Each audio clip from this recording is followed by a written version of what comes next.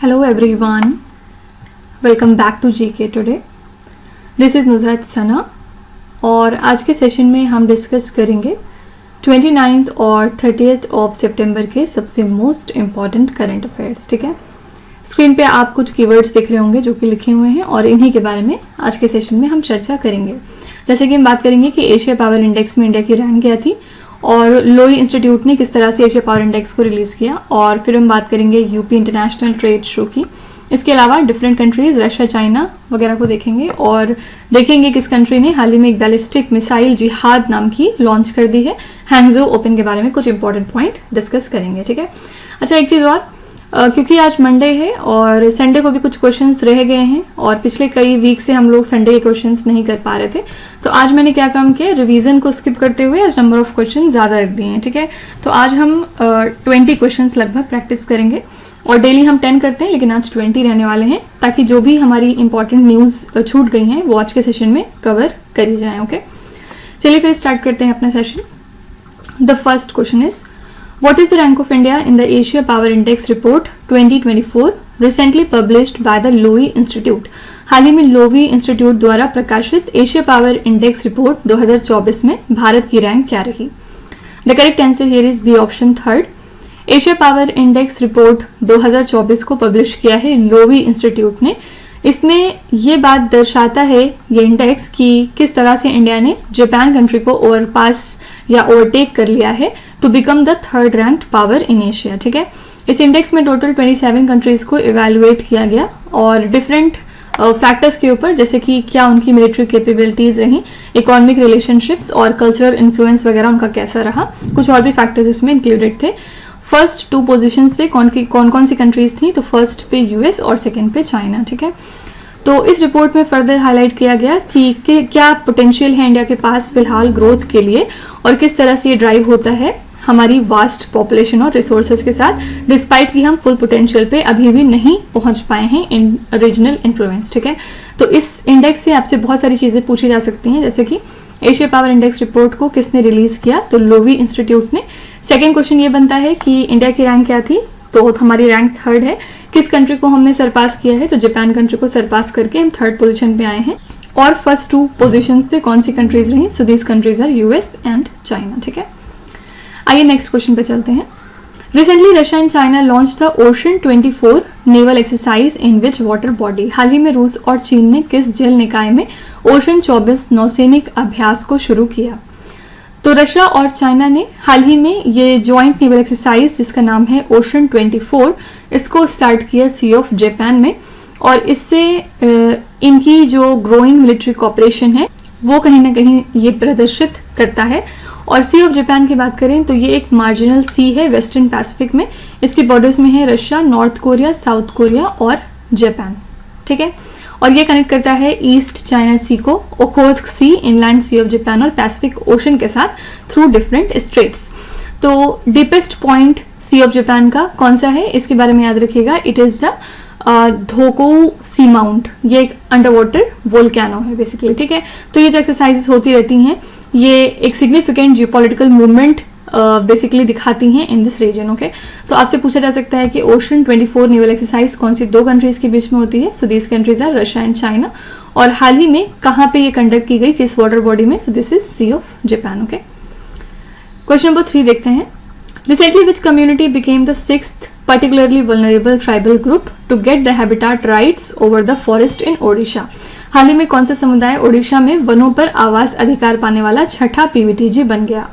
Correct answer here is D option, Mankidia community. ठीक है, ये ओडिशा में रहती है और अब ये 6th पीवीटीजी है to gain the habitat rights over the forest. Okay, इनकी बात अगर हम करें तो ये सेमी नोमैडिक ग्रुप हैं और ये पार्ट हैं बिरहोर ट्राइब के. कौन से ट्राइब के? बिरहोर ट्राइब के. प्राइमरली ये रहते हैं फॉरेस्ट के बाहर. मनकेडियाज बेसिकली हम कह सकते हैं कि हंटर्स एंड गैदरर्स हैं और ये जाने जाते हैं अपनी वांडरिंग लाइफस्टाइल के लिए और टेम्परेरी सेटलमेंट्स के लिए, जिनको कि इनके टर्म में कुंभाज कहा जाता है. ओके, और ये यूज करते हैं मुंडा लैंग्वेज की एक फॉर्म, और कुछ ऐसे लोग भी हैं इसमें जो कि ओडिया लैंग्वेज का यूज करते हैं. इनकी बिलीफ सेंटर हैं around the spirits and the ancestors, और जहाँ पे ये मानते हैं कि लोगोबीर और बुद्धिमयी इनके सुप्रीम गॉड हैं. ठीक है, तो ये कम्युनिटी आपको ना सिर्फ ओडिशा में मिलेगी बल्कि झारखंड, मध्य प्रदेश और वेस्ट बंगाल में भी मिलेगी। न्यूज में क्यों आई है ये कम्युनिटी? क्योंकि हाल ही में Mankidia community 6th particularly vulnerable tribal group बन गई है to get the habitat rights over the forest in Odisha. Okay, coming to question number 4, which state government recently launched the बना कहे scheme to support the small entrepreneurs and farmers? हाल ही में किस राज्य सरकार ने छोटे उद्यमियों और किसानों को समर्थन देने के लिए बना कहे नाम की योजना शुरू करी है? The correct answer is C option, Mizoram. Mizoram ने इस इनिशिएटिव को लॉन्च किया है ताकि जो भी स्मॉल एंटरप्रेन्योर्स हैं और जो फार्मर्स हैं स्टेट के अंदर उनको हेल्प मिले, उनको सपोर्ट किया जा सके।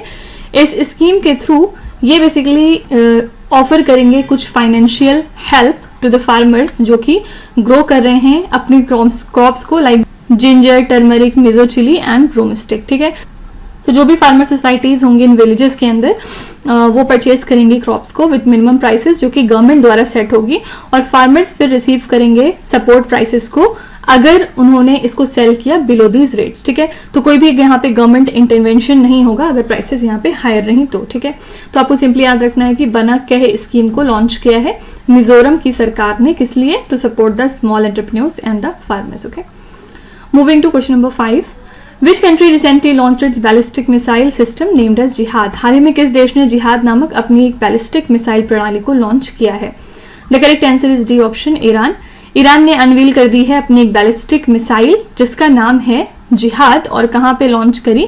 तो एक मिलिट्री परेड के दौरान इन तेहरान कंट्री। ठीक है, तो इस मिसाइल को डेवलप किया है IRGC एरोस्पेस फोर्स ने। IRGC क्या चीज है?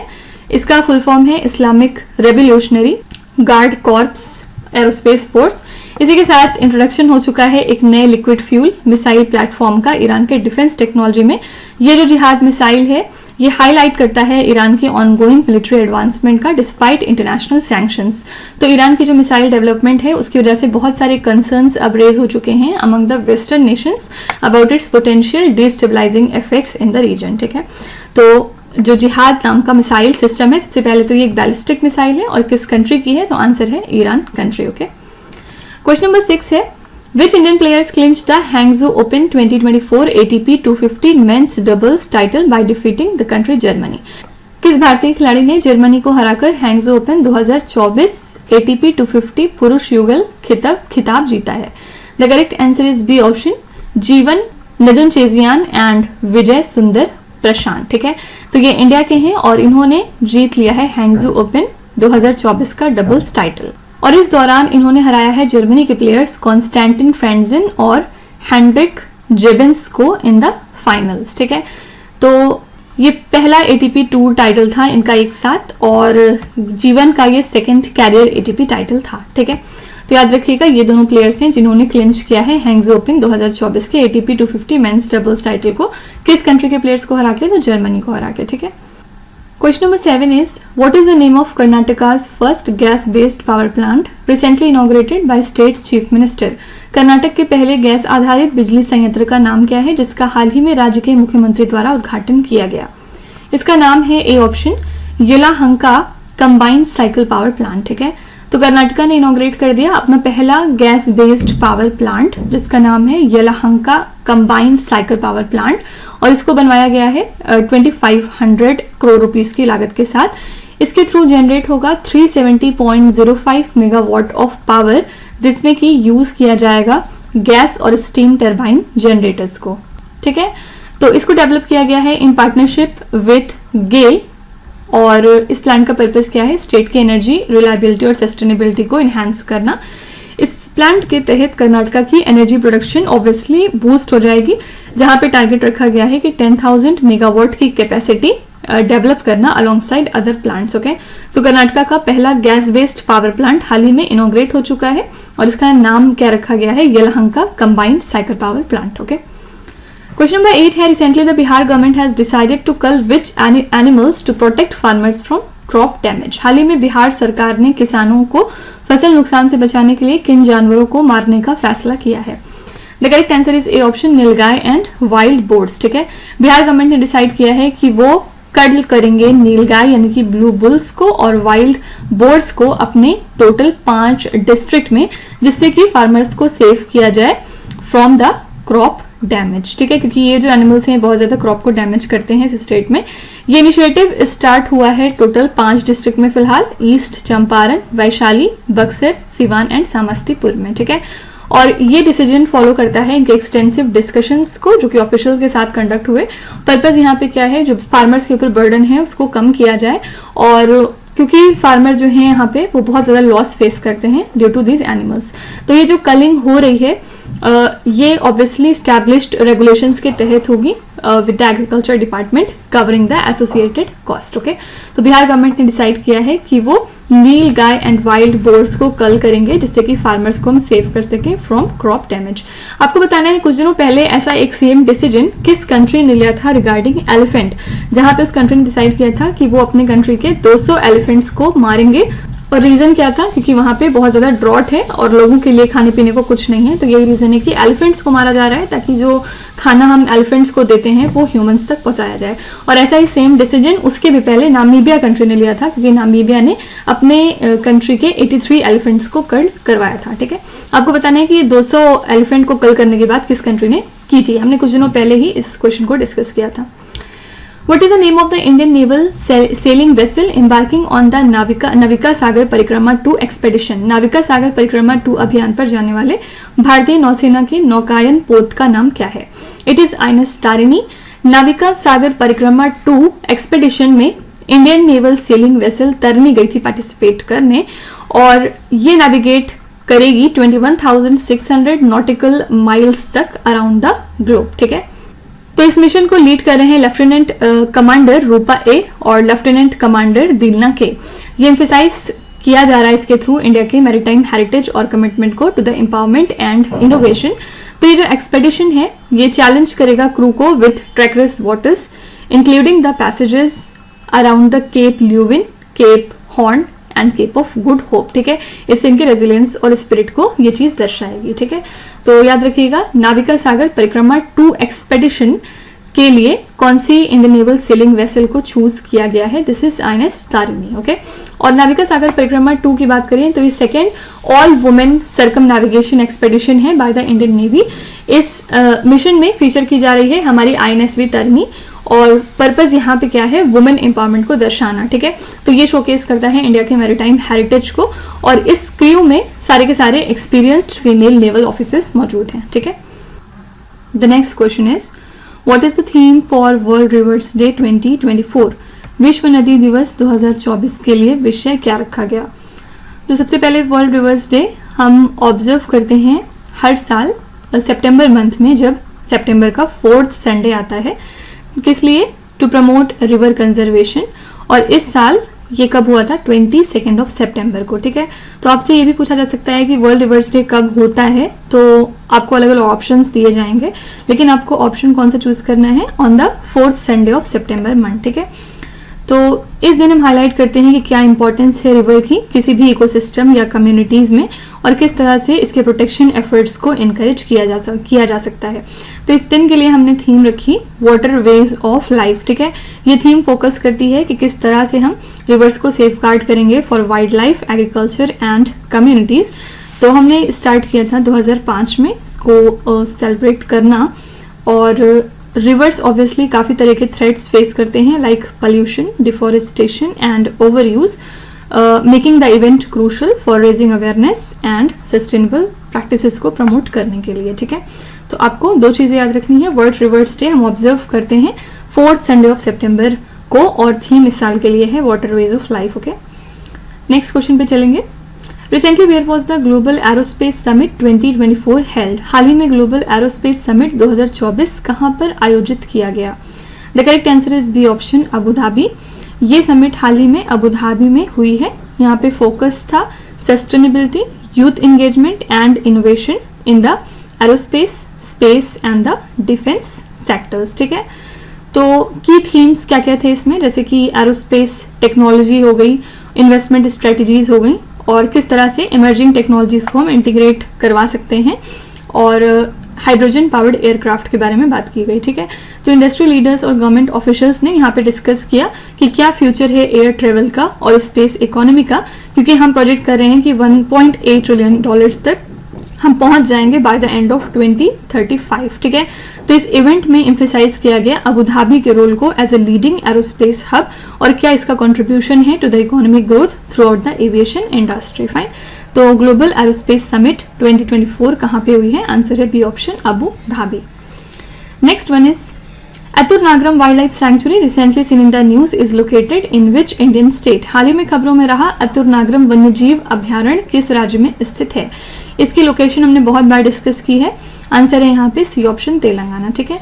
न्यूज में क्यों आया है? क्योंकि एक रेयर वेदर इवेंट देखा गया यहाँ पे, क्योंकि दो साइक्लोन्स यहाँ पे आपस में कोलाइड हुए हैं और जिसकी वजह से मैसिव ट्री फ्लैटरिंग हुई है in this wild life sanctuary, ठीक है।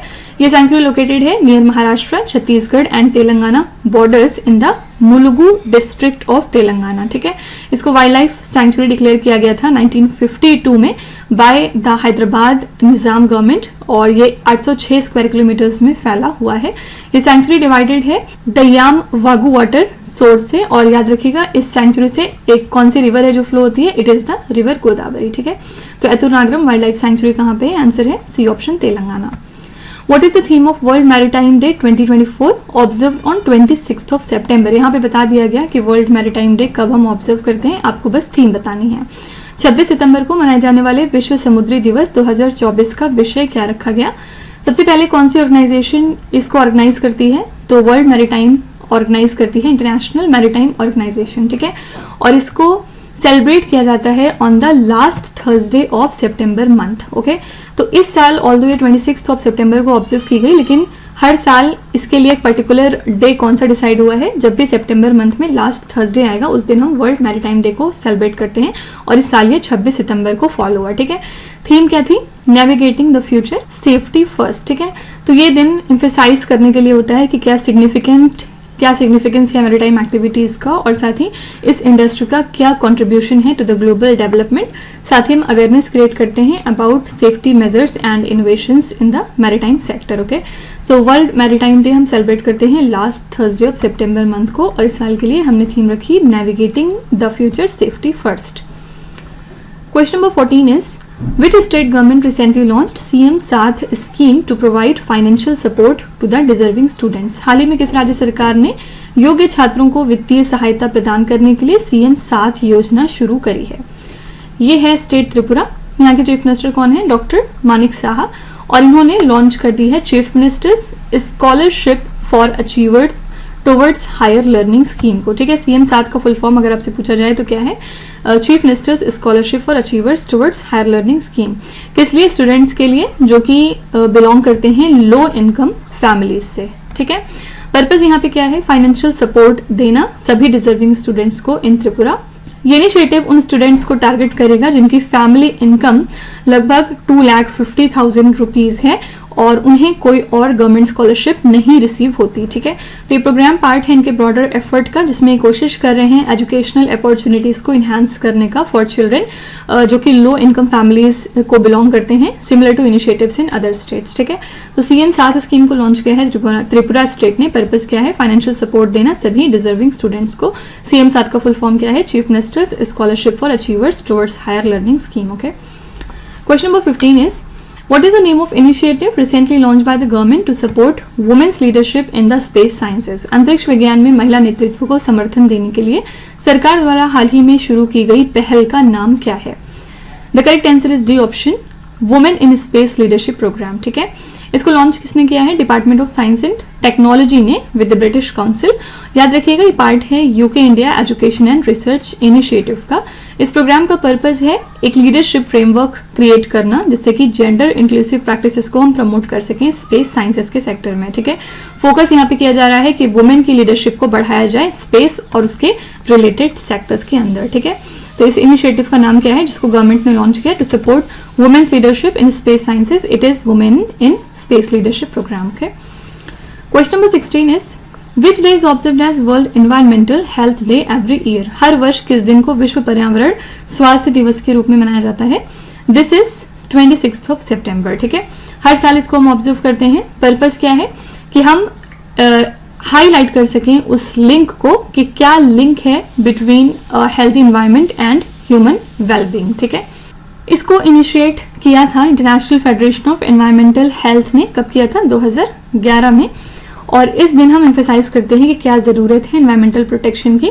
थीम रखी गई इस साल के लिए environmental health, creating resilient communities through disaster risk reduction and climate change mitigation and adaptation. ठीक है, ये थीम फोकस करती है कि किस तरह से पोल्यूशन को एड्रेस करना है, वेस्ट मैनेजमेंट को टैकल करना है, सैनिटेशन को देखना है ताकि एक सेफ कम्युनिटी क्रिएट हो सके।